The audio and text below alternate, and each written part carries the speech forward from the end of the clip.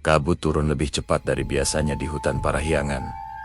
Malam itu, angin berdesir, seperti bisikan orang mati. Di sebuah gubuk tua di tepi hutan, Dayang Sumbi terbangun dengan dada sesak. Ia bermimpi buruk lagi. Dalam mimpinya, seorang pemuda bermata hitam legam menatapnya sambil tersenyum. Senyum yang terlalu ia kenal. Sangkuriang. Ia masih hidup puluhan tahun lalu. Dayang Sumbi mengutuk anaknya sendiri setelah mengetahui kebenaran yang terlarang. Pemuda yang hendak menikahinya adalah darah dagingnya. Sangkuriang pergi dengan amarah yang tak pernah padam. Dayang Sumbi percaya kutukan itu mengakhiri segalanya. Ia salah.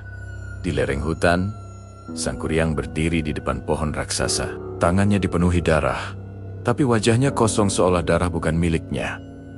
Ia tidak lagi sendirian. Ia telah bersekutu dengan Maiklik Makluk yang tak pernah disebut namanya oleh manusia. Jin hutan, arwah penasaran, dan bayangan tanpa wajah kini mengikuti setiap perintahnya. Perintah itu terdengar mustahil.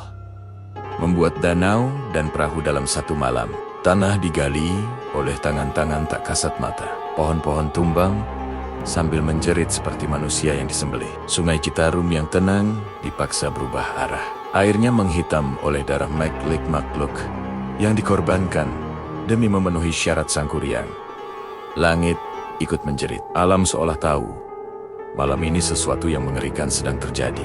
Namun Dayang Sumbi tidak tinggal diam. Ia tahu ia harus menghentikan kegilaan ini. Dengan suara gemetar, ia memohon pada para leluhur.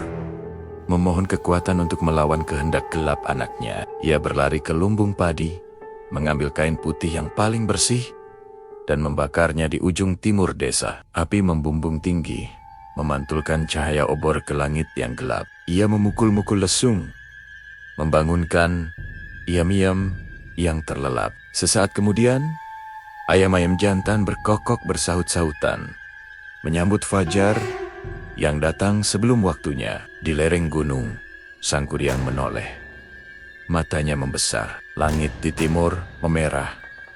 Ia sadar ia telah ditipu. Amarahnya yang selama ini tertahan tak lagi bisa dibendung. Dengan teriakan yang mengguncang bumi, ia menendang perahu raksasa yang hampir selesai itu. Perahu itu melayang, jatuh terbalik.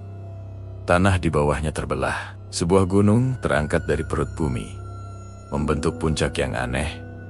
Puncak yang terbalik menjadi gunung Tangkuban Perahu. Namun kutukan tidak berhenti di sana. Ini bukan sekadar cerita pengantar tidur. Legenda ini masih bernapas. Orang-orang yang mendaki gunung itu sering mengaku mendengar suara langkah berat di tengah malam. Saat tak ada seorang pun di sana, ada yang bersumpah melihat bayangan seorang pemuda bertubuh besar berdiri di bibir kawah, menatap tajam ke arah desa di kejauhan, mencari seorang perempuan yang tak pernah ia lupakan. Konon, jika kabut turun terlalu tebal dan bau belerang bercampur aroma anyir darah tercium di udara, itu adalah tanda bahwa Sangkuriang telah terbangun kembali dari tidurnya. Ia mengulang kemarahannya, menunggu waktu yang tepat untuk menyempurnakan dendam yang tak pernah selesai.